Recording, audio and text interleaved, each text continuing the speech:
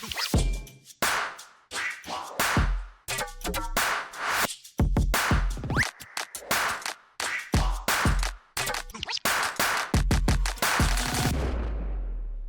is up, Bears fans? Welcome back to 9 to 5 Bears, the weekly Bears show that takes place before working hours. And woo, yeah, it's early, but it's Victory Monday. Sorry to interrupt. You were technically late, so I know I was. But I was so busy. My name is Eric. I am your host, and with me always here on my right is my good friend and coworker Brett Edwards. Brett? Yeah, what's up, Happy Eric? Monday, Victory Monday. Victory Monday. Can you believe it? It's Victory Monday because we got to see a lot of each other this weekend. We did, yes. yes. The Bears actually play? I didn't know. No, yeah. It's nice to see your face outside of work. But no, great. I mean, anytime you get a win, it's always going to be a great day 24 hours after. And, man, that was ugly, but good to be on the right side of those kind of games for once because normally it's the other outcomes. Absolutely, yeah. Brett and I were at Soldier Field on Saturday. Our company had an outing to go see the Chicago Fire, so we were there in spirit. Yeah, you got a W there. Yeah, Brett must have left behind some good vibes, even though they were in Vegas. That's right. I ate some of the grass and said a prayer. So okay, well, guess what? You have to do that for the rest of the season now. I will happily do that. It tastes so good. Before we get into it, I just want to take a brief moment to mention our sponsor, Total Roofing and Construction. Go to www.totalroofingandconstruction.com to check out all of that good stuff, and we will hear from them a little bit later in this episode. But, Brett, let's go ahead and dive into it. Bears 25, Raiders 24. Second straight win for the Bears heading into our Week 5 bye. Obviously, the big thing of note is the Josh Blackwell blocked field goal to win the game in the closing seconds. And interesting tidbit about this game, this is the Bears franchise's 800th win. I saw that. Second most in NFL history behind a team we don't like to talk about. I know. Those stupid people up north. Hey, they did not win or lose last night. That's true. They did not. They did not add to that win or loss total. That's right. Funny enough. So gained ground on them. Yeah, that was like you mentioned, it was a pretty ugly game. So what did you see? Again, a tale of two halves. First half, a lot of takeaways from the defense, which was great to see. But I really was obviously frustrated with the fact that the offense couldn't capitalize. I think they only scored 6 points off turnovers, and what stunk about those turnovers was the field position. Yeah, they started the ball deep in Raider territory, the 4 times, and just couldn't capitalize. Right, nothing was going right. Max Crosby was causing a lot of grief for Theo Benedict, and then Ozzie Trapil got put to that side to guard him. And he's a beast. There's no other way to put it. It was going to be a tough assignment regardless whether Darnell Wright was there or not. I remember specifically last week saying I was really worried about Max Crosby, and I was definitely correctly to be worried. His presence was known. But then Caleb came in clutch when needed to. That throw to Roma Dunze, the touchdown, oh my gosh. Like, if you looked at it from like the all-22 vantage, Rome hadn't even broke yet, and Caleb was – the pocket's collapsing, and Caleb throws the dart. Rome still got his back like this, back to Caleb. And Rome turns, and it's right there. Right there in his breadbasket. And then I listened to Caleb's presser. He said, in those 2 minutes, every facet of the team came up big. Yeah. The offense came up, went down and scored a touchdown, which was great to see. DeAndre Swift, who had a tough game. Yes. It's always good to see the guys, you struggle, then you come in big when you need to. Defense did what they had to, keeping them deep. It wasn't a chip shot field goal. Mm-hmm. And then the special teams unit, obviously, as you mentioned, Joshua Blackwell with the blocked field goal. Gosh, it was just nice to be, like I said, on the right side of a win like that, because typically that field goal goes in. Yes. And it's like, oh shit, this is all for nothing. Yes. And but not this team. It's a different Bears team. It feels like thanks to Mr. Ben Johnson. Yeah, I watched the press game or the post game video in the locker room, and Kevin Byard, who rightly got one of the game balls, who played incredible, I think said it best that this was a culture win. Yep. This is what winning programs do. He said this is something that you build off of, and that's really kind of what I felt in the aftermath of the game. Usually what I do is, now that we're kind of doing this show, is as the game goes on, I kind of start to build the narrative of what I'm going to say as the game's going on, and by halftime, it just felt in my stomach like one of those games that I was like, oh man, I'm getting that feeling. And those of you that root for winning football teams wouldn't understand that feeling. It's like It's awful. Brett and I have been mentally abused by the Bears so many times that when things start going wrong, you just kind of have this defense mechanism that kicks in emotionally that you're like, Yep. things are just going to keep going wrong. It's going to avalanche cascade into just a catastrophic loss. And Brett's 100% right. Like, those are the games that we usually lose. Usually we're the ones getting our field goal blocked. Usually Right. we're the ones that are just losing it last minute like that. And the defense came up big. Some numbers here for the boys. You mentioned Caleb. 22 of 37, 212 yards, 1 touchdown, 1 interception. Romadunze, 4 receptions, 69 yards, nice, 1 touchdown. Kevin Byard, 2 interceptions, 7 tackles, 1 tackle for loss. Tyreek Stevenson with a beautiful diving Dude, I just drank my water. interception. Oh gosh. We're feeling good this Monday. Yeah. Tyreek with a beautiful diving interception opening the game up. And then I feel like I have to mention this because we were kind of hard on Cairo Santos last couple weeks. Cairo went 4 for 4 with a long 52-yard field goal. Yeah, that rubber chicken leg's gone, man. He's got a metal boot. To score a majority of those points, so I was really happy Right. for that. You mentioned the defense. In the win, they had 3 interceptions, 1 forced fumble, 1 fumble recovery, 4 total turnovers, coming off of a game last week where they had multiple turnovers, so we're looking great. And then in terms of Romadunze, did you know that Romadunze is the only player in the NFL with a touchdown reception in each game this season, and he is the first Bears player to score a touchdown in each of the team's first 4 games of a season since Walter Sweetness. Payton, Yep. 1986. Yeah. So, yeah, you hit the nail on the head. That game was ugly, and as they lined up to take the field goal, I just had that familiar feeling. I was like, this is it. This is the loss. And now I'm going to have to go into the bye accepting this. But, yeah, every phase of the football came up big when they needed to. I was really frustrated in the first half because the defense kept giving the offense opportunities. And I was just like, they need to capitalize on this to give our defensive guys, because the defense did get pressed throughout the game. We made Ashton Genty look like an MVP, which I knew was going to happen going into this game. I was like, if there's any game that Ashton Genty's going to get going, it's this one for sure. Yeah. Both sides of the run game, both offensively and defensively, really struggling. Not this season so much, but especially yesterday, that was on full display. Again, just can't get the run game going. Sub 100 yards for the team. There's something just That is actually 69 yards total. Nice. There you go. Just run game, running the ball has been really hard to come across for the team. And then, on the other side of the line, that run defense, Grady Jarrett being out is really hurting. TJ Edwards also too. He's just a swarm with the ball or on the ball. But Ashton Genty, I give him credit. He's a great running back. He was great at Boise State. He's powerful. He runs. I really runs wanted mad. the Bears to. I wanted him to land in the Bears, honestly, and would love to have seen him in the backfield because of our running back situation. Yeah, we could have used a runner. Yeah. But again, just why the Vegas Raiders even chose to pass the ball at all yesterday. At any moment, it was foolish because they could get bunches of yards every single play. I mean, 11 yards here, 6 yards there. I mean, they could have ran the ball the whole game, milked the clock, but that's fine. Put the ball in Geno Smith's hand. And he's a good quarterback. He's made a resurgent career, but he doesn't strike fear into me like Ashton Genty was yesterday. And good for the defense to come up big in the moments, especially on that final drive when it was 3rd and 2 or something. And you're as a Bears fan, you're like, oh, we're all wash, rinse, repeat. They're gonna get the first down, be able to milk the clock, get a couple yards closer, and they ran the ball up the gut with Genty, and boom, ran into a brick wall. Yeah, came up big when it got mattered. Stuffed like a turkey.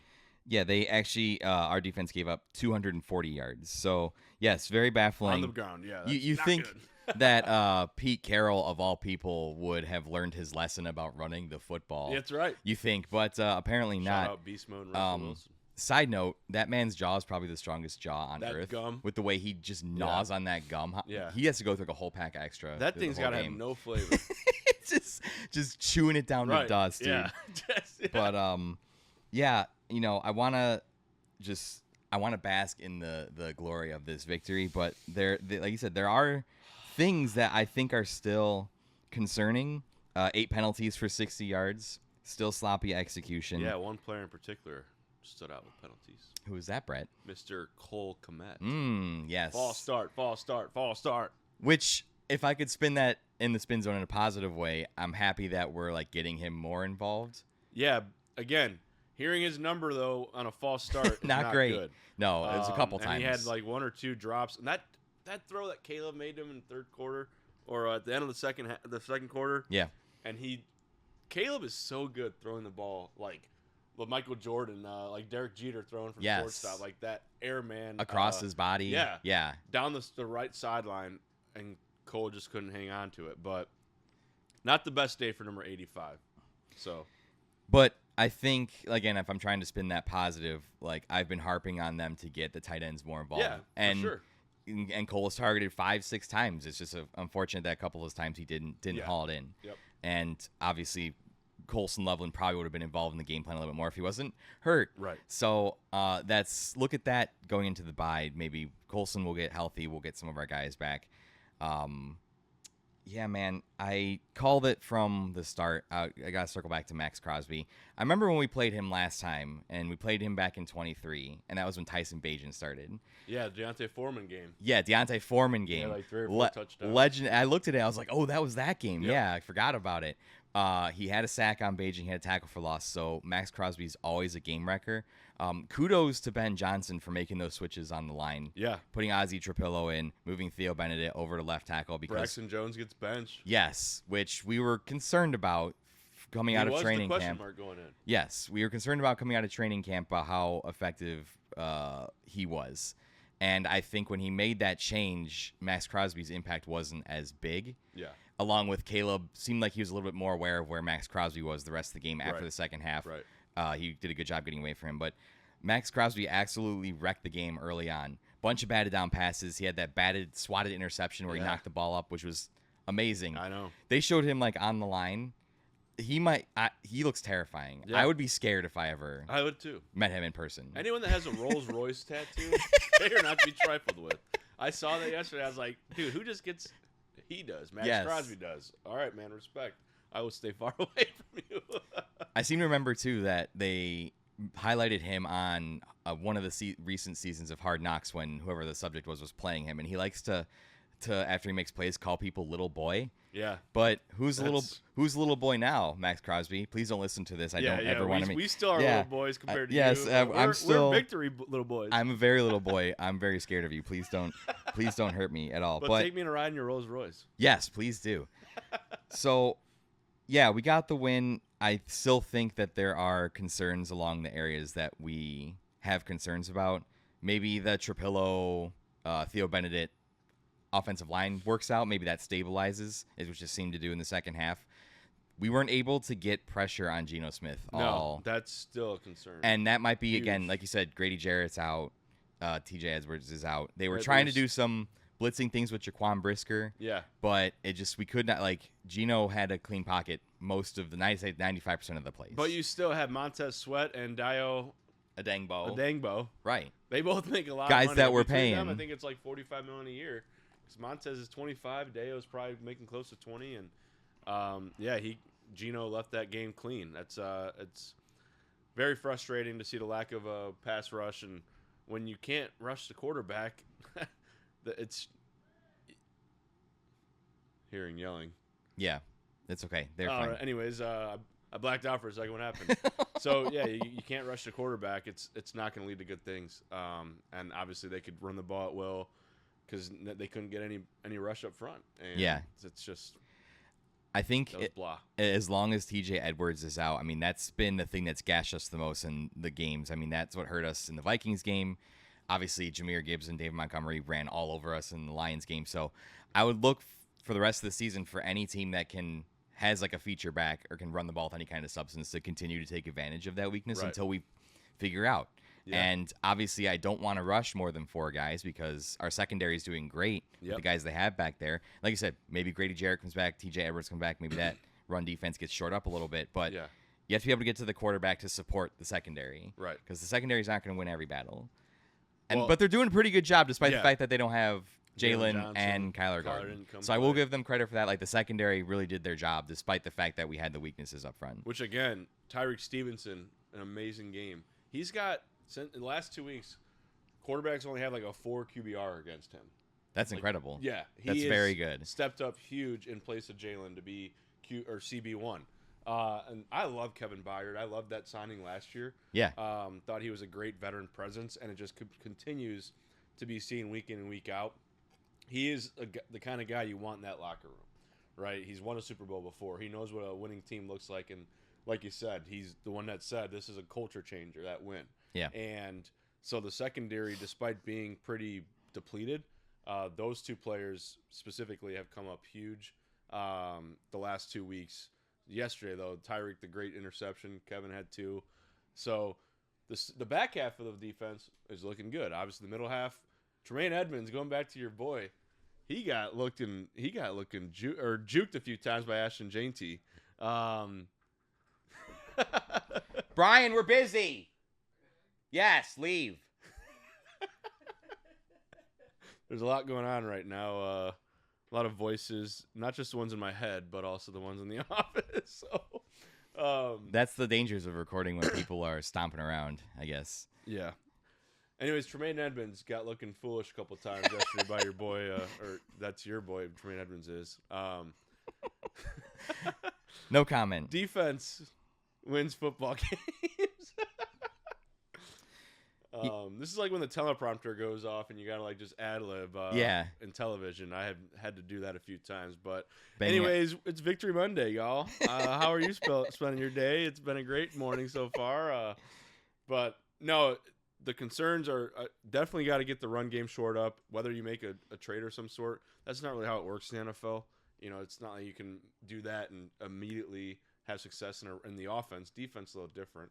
But I keep seeing people wanting Breece Hall from the Jets or other potential backs like Alvin Kamara from the Saints. I just heard the Kamara. Which I mean, I'd love that, but I don't know.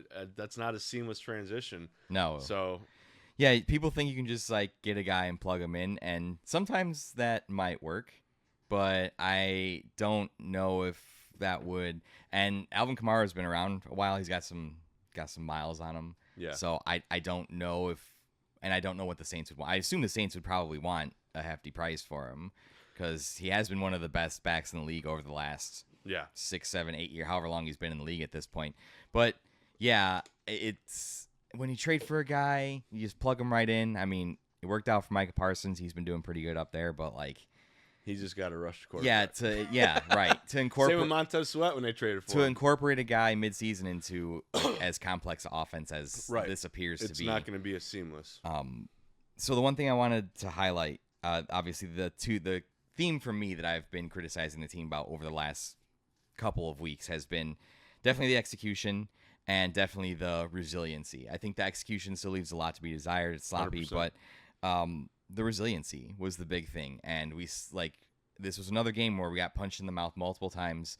The Raiders got multiple stops on defense when we forced a turnover and weren't able to capitalize. And I was like, man, are we gonna really like force 4 turnovers and lose this game? Like that's ridiculous. That's a crushing loss.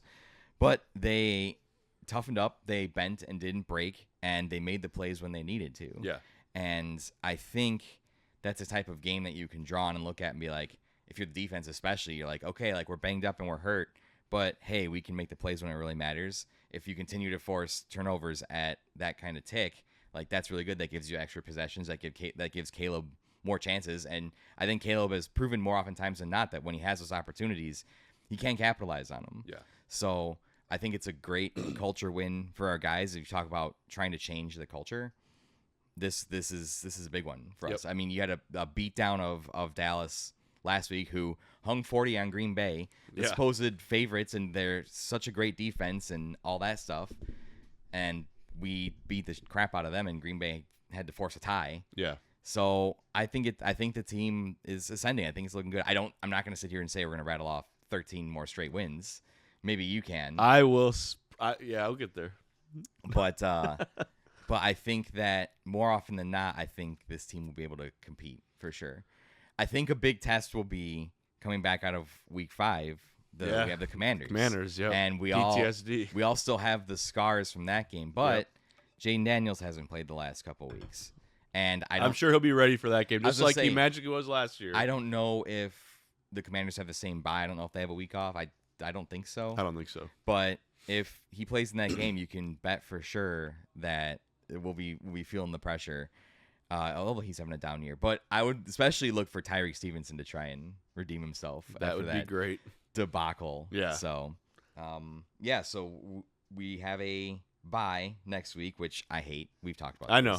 I don't like that it's so early. It stinks. But October 13th against the Commanders. So that's a Monday night game. I will be coming back from Punta Cana.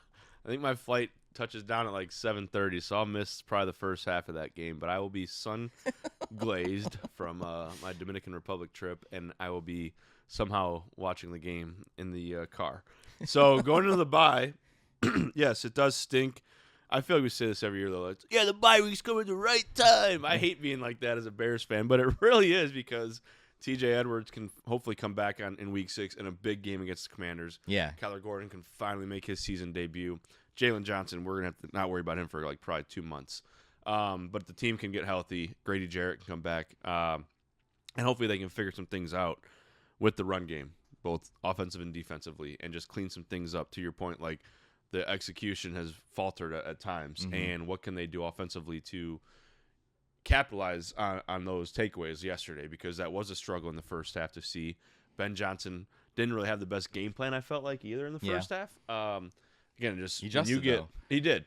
Which also, did you see that halftime interview with the reporter? Oh my God, he was pissed off, and I love it. That like everyone's like old school like Greg Popovich vibes. Yeah, when you have the interview. Yep. She the poor announcer, and she's just doing her job, right? It's right. Just like, and none of the coaches like to be bothered. No, I don't. I think those are silly interviews. She's like, "You gonna make some adjustments?" And Ben's like, "Do you think we have to?" Yeah, like, we're gonna be fine. I'm like, "Damn, Ben!" Like, well, everyone's like, "He's such an asshole. He shouldn't treat her like that." It's like, dude, this is a high contact, high intense sport. Like, these questions are so trivial, and they're always the same regurgitated answers from both questions and answers from both the reporter and the coaches or players when you're asking them mid-game. What are they going to tell you? Where have you guys been the last 20 years? Have you not seen Belichick do one of those? Have you not seen Popovich do one of those? Like, they're so grumpy. Remember last year against the Commanders, they did the same thing with that one guy who I shouldn't mention, but Matt Eberflus. Oh, don't say that name. And we were down at half. It was against the Arizona Cardinals, I think, and he was like, well, we have each other, and that's all that matters. Like, bro, no, it doesn't.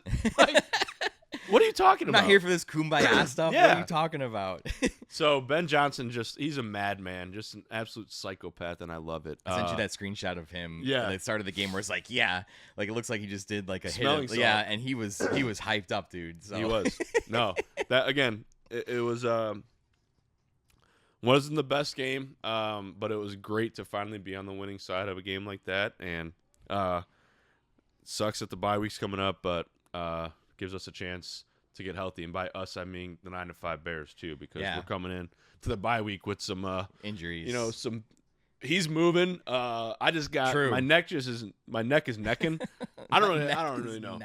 It's gonna stink without the Bears in this weekend, but it's all good. Yeah, I'm gonna be in pain the next several days because I'm moving my entire house on Wednesday, so that should be fun. Yeah, I think the bye is important. I mean, it always is. Obvious statement is obvious, especially coming against the Commanders. Terry McLaurin is hurt, I believe. He's got some injury stuff he's dealing with. So if you just look at how our run defense has been the last couple of weeks, I guarantee you that Dan Quinn will try and take advantage of that. Jaden can run the ball. Austin Eckler's been a feature back. He's really good. But he's out. Oh, is he out? Yeah, but they got that rookie. I forget his name, like Muskie. Confirmed. You heard it here first. Muskie. Hard-hitting research. Well, okay, that kind of just scrambles the whole point I was going to make, but okay. Well, I mean, Jaden Daniels. They're still the Commanders. Jaden Daniels is dangerous at his feet, and Deebo Samuel's looked more like his old self, even though I kind of was like, maybe Deebo's best years are behind him. Right. I'm just making all the wrong statements on this show. I should just stop saying things. No, you should always say them because we have no receipts that you said them. Right. So I would definitely, not everything is just recorded now. Nope. I would definitely look for the Commanders to exploit that weakness. So, if we go into the bye, if we get Grady Jarrett back and TJ Edwards, I think that shores up that part of it. They'll probably still be able to move the ball effectively on the ground against us, but probably to a lesser degree, I would imagine. Yeah. It's all right. Here's the deal. And if we lose in a Hail Mary again. Week 5, bye, right? And then there's 13 games remaining. We're going to end the season on a 15-game winning streak. We always get here. 15-2, baby. We always get here. We're coming for you. 15-2, we're coming for you. Yeah. I don't see a reason why they can't. The Ravens, we play the Ravens in a few weeks. That was like, the next 5 or 4 weeks, we got the Commanders, we got That the game Saints, seems winnable now. we got the Bengals, and we got the Ravens. Like, yeah, that's a 4 wins right there. Where's the loss? Tell me. I'm not crazy.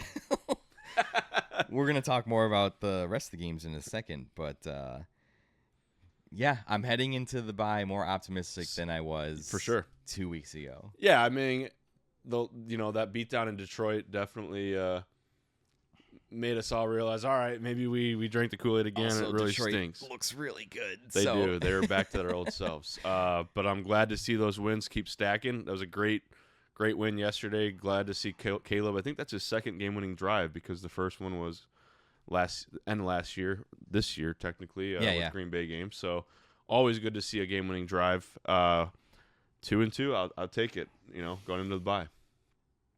Yeah, man. I again, 2 weeks ago, if you would have told me this, I would not have believed you. I would have thought we would have been 0-4 easily.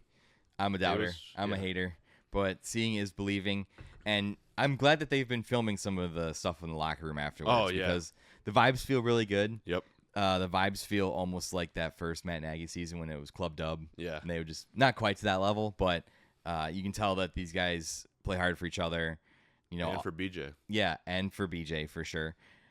Who doesn't play hard for? Not even gonna go there. Sorry, Kyle. Please cut that. No, don't cut it. My grandma watches this show. I can't have that in there. Maybe cut half of it, and she can ask him what he meant. Never mind. All right. But yeah, I feel like the guys play hard for each other. I think the team chemistry is really good, and we need to carry that into the rest of the year. Hopefully, as Josh Blackwell said, let's keep stacking them. Yep. I believe that is in reference to wins, Brett. And to chips in Vegas. Stacking them chips, baby. Oh, yeah. Yep. Also, yeah, I didn't know Rome Odunze was from Vegas, so this is a homecoming win for him. That was very cool. And he got a tutty. He got his hair braided. Last week he was rocking the fro. He was going fro. Yeah. Right. It's like, I was like, that's pretty cool. He should keep that for the whole season. And then he said, fuck you, Eric. I'm going braids. Yeah. Either way, hey, whatever works for you, man, you're killing it. Yeah. So don't need to take fashion advice from me. But let's stop in and get a word in with our sponsor before we talk about the rest of the games. And as always, our sponsor is Total Roofing and Construction. Another Bears victory means another week of happiness. Do you want to feel that feeling all over again when it comes to your home projects?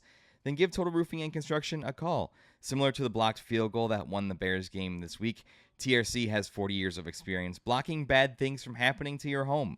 They have in-house crews that have the experience to keep you happy and make the process as easy as possible so you can focus on what matters, like enjoying the game on Sundays. For more information, visit totalroofingandconstruction.com and schedule a free appointment and inspection today. Well, Brett had to step out for a second and take a phone call related to work because we are technically doing this a little bit before work, but as roofers, that's how life is. The guys start early, so we have to be ready to be early. I'll kick things off with just some storylines from around the league, and then whenever Brett decides to come back in, he can jump back in with his thoughts. I made a bunch of notes on all the games that I wrote down all the scores for. Thursday night, the Seahawks played the Cardinals, and the Seahawks won 23-20. My only item of note there is that despite the fact that I did not like the way the Cardinals uniforms look, they're like these creamy colors with like dirt flecks speckled all over them. Not a great look. Don't like it. Don't bring back those uniforms, please. They were terrible. The color scheme was cool, and the helmets were cool, but I'm not really a fan of that whole getup. We need to get Marvin Harrison Jr. out of Arizona. He was a highly touted rookie wide receiver in the draft class last year, the same class as Rome Odunze, and he looks miserable catching balls from Kyler Murray, and I feel like we're wasting his talent there, and we need to get him out of there ASAP to somewhere that can better appreciate his talents. Vikings 21, Steelers 24. First game ever in Ireland, and of course, hated 9-5 Bears boogeyman Aaron Rodgers gets the win across the sea. The Vikings will be staying overseas. They're traveling from Ireland to the United Kingdom to play in the Tottenham Hotspurs arena for a second game overseas. Commanders 27, Falcons 34. Nothing of note there. Chargers 18, Giants 21. Jackson Dart, first start. Malik Neighbors' Jackson Dart, first start. Malik Neighbors' knee injury. Yeah. Terrible. I thought this was funny because of Malik Neighbors' knee. I think it was a non-contact injury. The turf at MetLife comes under fire once again. Odell Beckham Jr. called it Death Life Stadium. Wow, what a savage blow. Now that you're back in here, the only things I mentioned were the Seahawks-Cardinals games, Vikings-Steelers over in Ireland, and that was basically all the further I got. Sorry. Any thoughts on that? Hated. People were calling me during work, like, there's work. We're working. Yeah. Just kidding. Hated 9-to-5 Bears boogeyman gets the win in Ireland. Yeah. Hey, you know what stinks? I really was rooting for Aaron Rodgers to win just because I want to see every division team lose. So I was very happy the Vikings lost. That helps despite us. the fact that Aaron Rodgers won. DK Metcalf is still a beast. Let's not forget that. I did think the Vikings were going to come back and win that game too. I was kind of worried about that. But going back, Thursday night game, that was I love divisional games like that. Yes. Like the West Coast games where you don't get to see them very often. And that was a great Seattle. That was the last time I was Arizona like, game. when's the last time I've ever seen a Seahawks Cardinals game? Probably never. Right. So the Richard Sherman days, I'm sure. But Marvin Harrison Jr. definitely. I didn't like their uniforms. Yeah, it looked like a tortilla shell. It looked like a flour tortilla. Wow, I just said it looked like cream with like dirt in it. That too. Yeah, the tortilla shell's really good. We need to get Marvin Harrison off of the Cardinals. Here's what remember, I don't want to live in the past, but we need the haul. We need to keep Justin Fields and then trade the number one pick away and keep Fields and draft Marvin Harrison Jr. Now the two guys in that draft are our two best players. Exactly. So the haul can haul off. Yes. And I was at that draft too. I was in the crowd with the Lions fans. That's right. Yeah, you were. And every single Lions fan I talked to, I was like, "Well, what do you think we should do?" And that's what they said. They're like, "You guys should keep Fields, trade the pick and get the haul." No. Yeah. What do you guys know? Nothing. Right. So, we know more than you. Suck it, random Lions fans I was talking to in the draft. Yeah, crowd. They're probably gonna watch and hunt you down now. Yeah, maybe. they know where I am, unfortunately. They really do. Next game, Titans 0, Texans 26. Oh, the Titans. This game was funny. First of all, Cam Ward is the least talked about first overall pick I've ever. Yeah. I haven't heard his name mentioned one time this year. He was really, maybe the first time. He came out in the post-game press conference and called his team ass. He was like, we're ass. He's the whole team. He's not wrong. So I put that in quotations. That's not me using a bad word. I'm quoting him. So that's PG, keeping it PG. I'm quoting for the historical record that Cam Ward came out and said his team was ass. Are we not cursing anymore on this podcast? I don't know. I've been trying to be better, but as I made the 269 jokes. Dialogue that should happen before or after, not during, but anyways. I mean, I made the 69 jokes. So yeah, that's right. You did. I did you are a terrible human being. Eagles 31, Bucks 25. I don't know how the Eagles are undefeated. I don't either. Jalen Hurts is... Speaking of who's ass, Jalen Hurts is ass, dude. And why did I draft A.J. Brown? A.J. Brown is terrible. T-I-B-L, knucklehead. We can't say that he's bad because he's won a Super Bowl. I know. But he is garbage. He's playing like garbage. And the stats in this game are baffling. Eagles offense first half, 201 yards. Second half, -1. -1. Jalen Hurts first half, 15 to 16, 130 yards. Second half, 0 of 8. A.J. Brown and Devontae Smith had 4 catches for 36 yards combined. Yeah. Two guys that are really good. And yet they still won. Yeah. And afterwards, both of those guys left the locker room without commenting. I did. I would have left too. I wanted to leave A.J. Brown on the... I wish I could have removed him. He's just garbage right now because of Jalen Hurts. It's not his fault. No, it's not. But, I don't get how they're 4-0. This might be a problem because I think teams are selling out to stop Saquon Barkley because his numbers are down. Yeah, that tush push fake though that they ran. Did you see that one? No.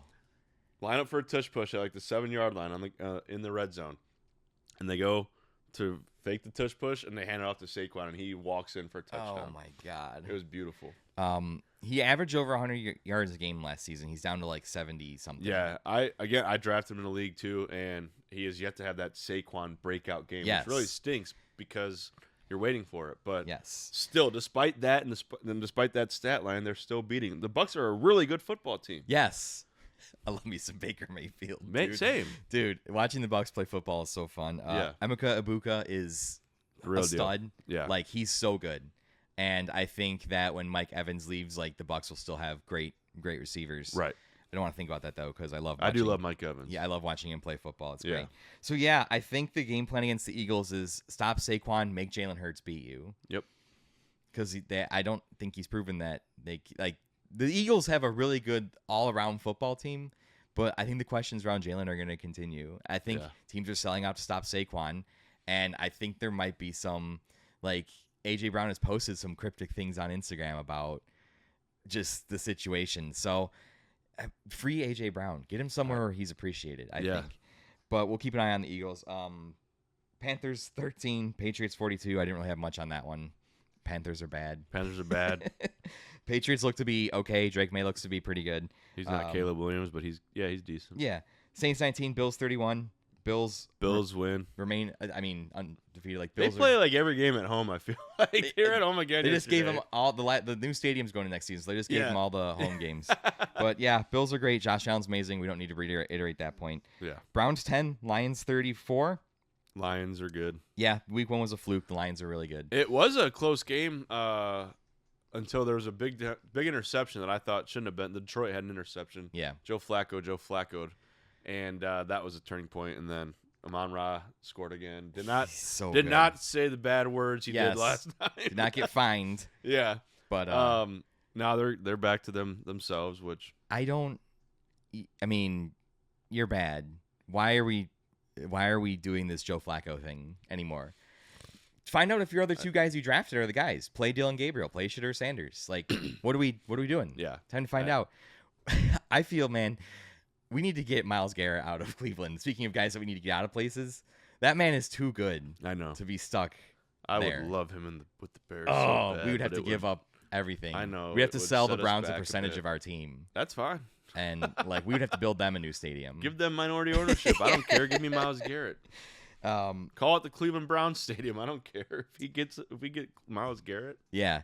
Jags 26, Niners 21. Didn't really have anything on that. Colts finally lose. Colts 20, Rams 27. Another one of those guy running into the end zone and fumbles it, and it's a touchback. Yeah. If I were ever graced to be an NFL player and I had the build that these guys have, I will never have it because I'm fat. But dude, if I'm running into the end zone, I'm not letting go of that ball even for. You're not even getting it from me. The ref's gonna have to peel that ball from my hands. This outstretched, and this whole come on, guy, what are you doing? So it cracks me up. But I'm just terrible. like, how foolish can you be, sir?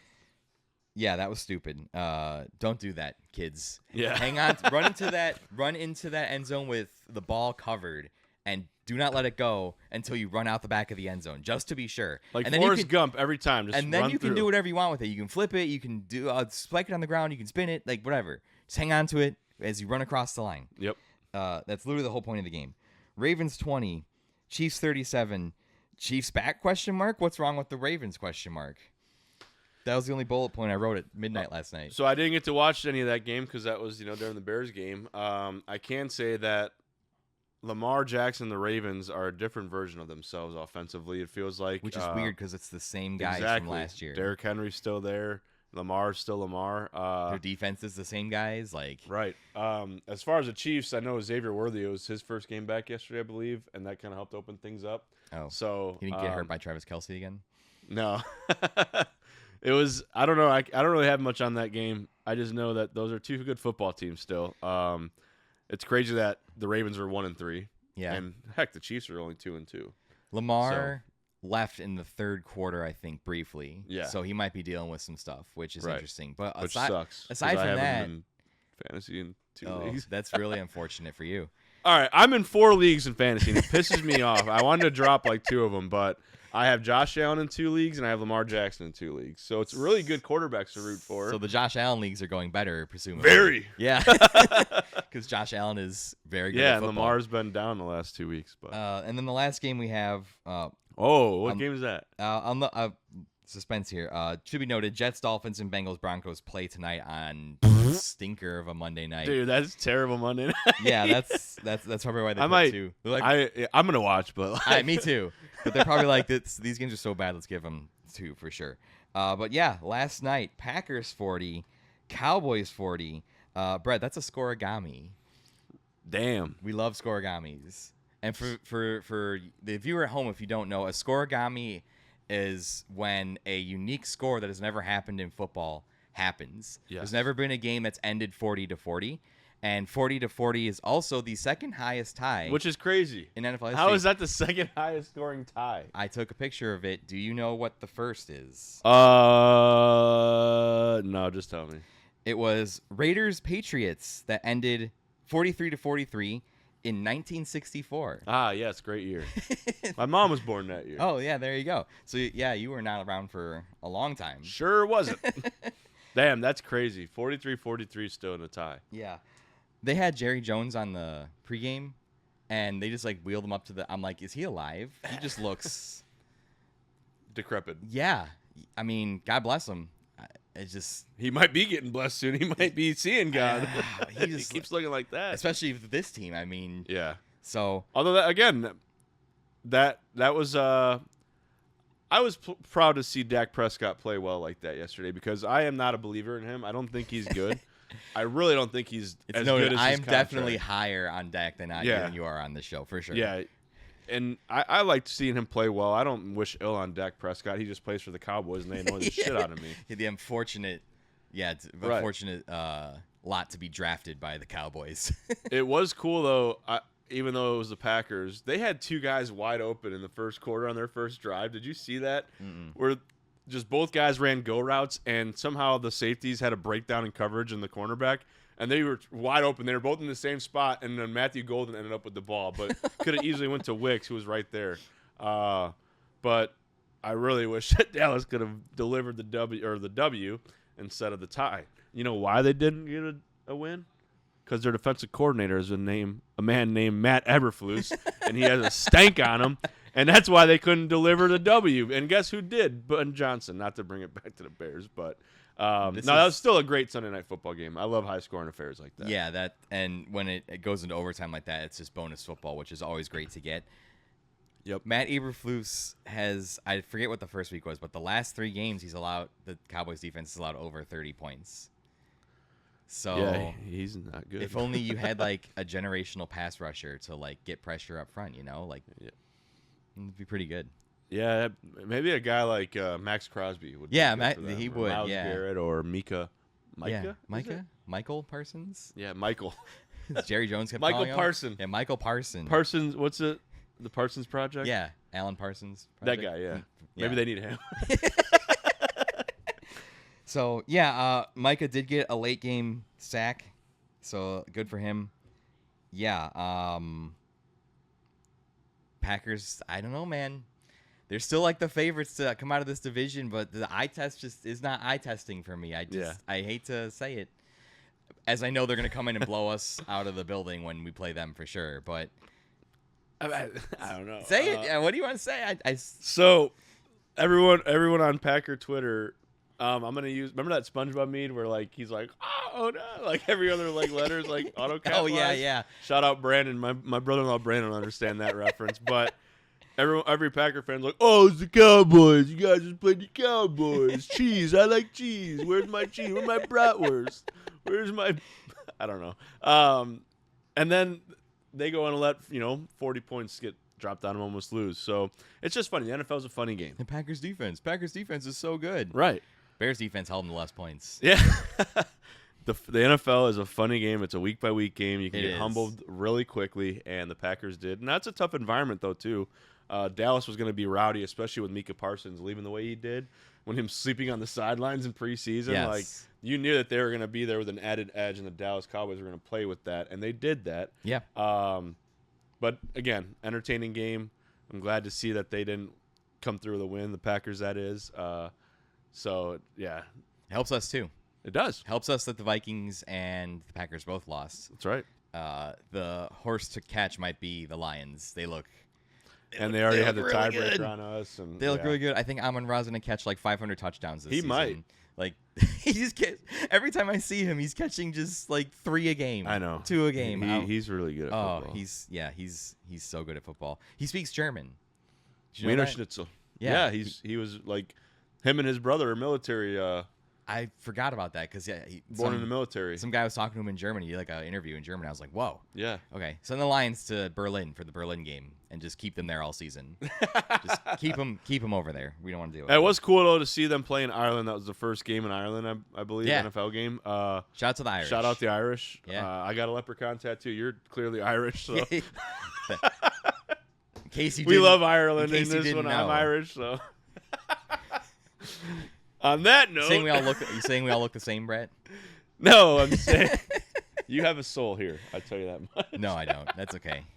South Park has got right on that one. But yeah, it was very cool in Ireland. It's very cool that there are more international games. I just don't want the Bears to play them.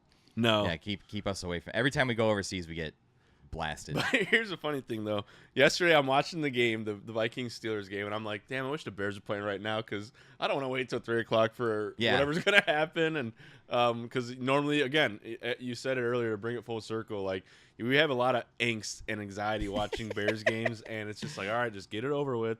Yesterday, during that blocked field goal, so I was at Kristen's, my girlfriend's house, and she has a blanket that has, like, prefabricated holes in it. It's a comfy blanket. But I'm like putting the blanket up over my eyes, hoping not to see anything, and I can still see the TV because it's got holes in the blanket. It has holes in it. And I'm like, well, I guess I'm just watching the game. And then they blocked it, and I was like, thank God. So that was awesome. Nice. Yeah. I'm glad that blanket was comfy. It was a comfy More in detail blanket. in the story. Guess what it was? It was a winning blanket. Yes. Now you have to do that every. I That's how you have to watch the game the whole time like that, for sure. But I love it. yeah. Last thing, I like the Ireland game. It's really cool to wake up and have a football at like 9 o'clock. Yep. That's nice. And then it goes into the 12 o'clock games. Yeah. Like let's do that more often. Let's have like just pick one team that's just, even if it's like a bad pairing of teams, I still would appreciate football at like 9 o'clock. Yeah. It'd be really nice. Yep. One detail that I want to add. Did you see who the halftime act at the Super Bowl is going to be? Bad Bunny. Bad Bunny. I would have bet my entire life savings that was That going it to be would Taylor. never going to be Bad Bunny. It would be Taylor Swift. I would have thought That's that what I too. thought. Yeah. Yeah. So shout out to Bad Bunny. maybe we'll start doing. He's the most streamed artist in the world, apparently. Did not know It that. makes sense, but we should probably start adding a Spanish section to our podcast so that we can sing a lyric of his song. I don't know any Bad Bunny songs. I do know Spanish. Hablo en español un poquito, pero no sé nada Bad Bunny. We should probably start adding in like, what his songs are about. Yeah, I can work on like a partnership with Telemundo or something like that. Yeah, or like Maybe. Rosetta Stone. Something. Yeah, we need it desperately for sure around here. Or was it Duolingo? Something. That's Dua Lipa. She's an artist. That's a leap. I know. Lipa. Dua. Dua Yeah. Lipa. Well, I just heard Dua, and I thought of we're talking about musicians. No, Duolingo does AI now, so as everybody does. Yeah. So, yeah, but La otra semana, lección de español para todo. another great week of football. Last 2 weeks have been really exciting. The season is coming into full form. I think everybody's kind of rounding into shape. So yeah, another 14 exciting weeks of football to go. I'm sad that it's already week 4. Thanks for tuning in with 9 to 5 Bears again. Bright, anything you want to say before we close out? Have fun with the bye week. Yeah, I don't know if we're going to do anything for the bye week. We need a time off. Yeah, maybe we'll take a week off, or maybe I'll like say, hey, email us and we'll do like a mailbag episode. Yeah, let's do that. I don't know. We'll see. But what if no one emails us? Then we just don't do the mailbag episode, and then everyone knows. No, then we just sit here. No, we should do let's try and understand a Bad Bunny song. No. All right, I'm out of here. Like it is canceled. No, it wouldn't get us canceled. We're gonna try and I'll tell you the song lyrics and whatnot. Okay. We're gonna brainstorm an idea for next week, and we'll see what happens. But yeah, as always, thank you to our sponsor, Total Roofing and Construction, which we now have to go work at. Yep. Go to totalroofingandconstruction.com for more information on what Total Roofing can do for you. Schedule an appointment. You can get Brett to come out to your house, and he can walk around on your roof. Very exciting. But yeah, we'll enjoy this Victory Monday. Brett's still waving. You can tell that he's really hyped. He's really happy that we won. And Victory Monday, baby. with that, we'll sign off. If we don't see you next week, we'll see you week 6 Bear for down. post game against the Commanders? Bears.